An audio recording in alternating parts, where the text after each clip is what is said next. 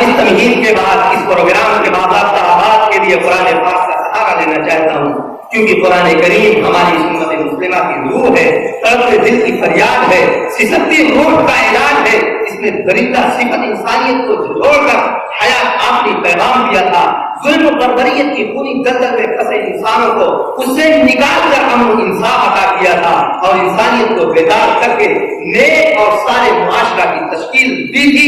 तो आइए हम भी अपने इस प्रोग्राम का आगाज उस मुकद्दस कलाम पाक से कर लें। चुनांचे इस सआदत के हुसूल के लिए जामिया हाजा के उस्ताद मुहतरम हजरत कारी जुबैर अहमद साहब को इस शेर के साथ आवाज देता हूँ कि हुब्बे सुन्नत या इलाही हुब्बे कुरान है मुझे, हुब्बे सुन्नत या इलाही हुब्बे कुरान है मुझे, नेमत दारैन यानी नूर इल्फा दे मुझे, काम मेरा जिंदगी भर खिदमत कुरान हो, काम मेरा जिंदगी भर खिदमत कुरान हो, फैज़ कुरान इलाहा नूर इल्फा दे मुझे। कारी साहब तशरीफ लाए और तिलावत कलाम अल्लाह के जरिए महफिल का आगाज।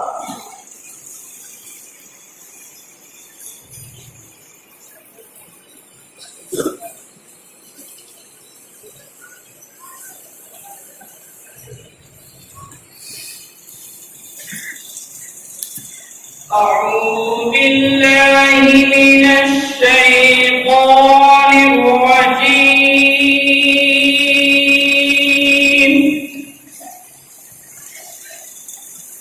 بسم الله الرحمن الرحيم.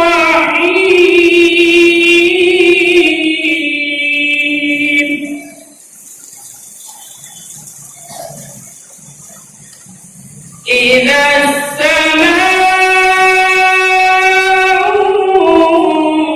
انفطرت وإذا الكواكب انتثرت وإذا البحار فجرت وإذا القبور بعثرت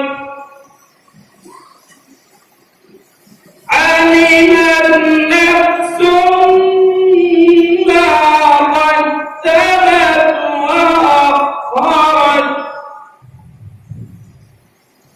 يا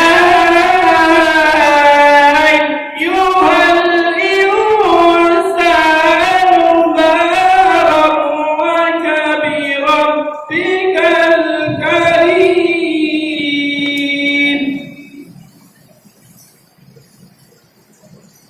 الذي خلقك فسواك فعدلك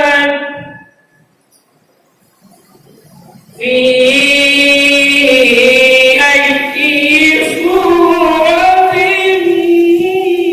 ما شاء ركبك.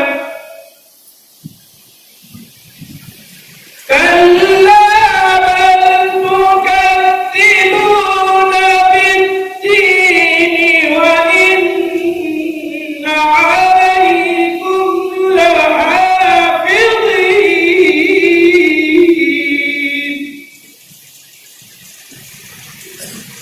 كرام كاتبين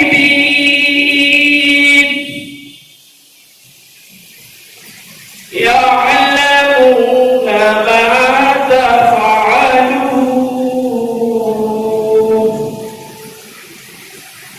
إن الأبرار لفي نعيم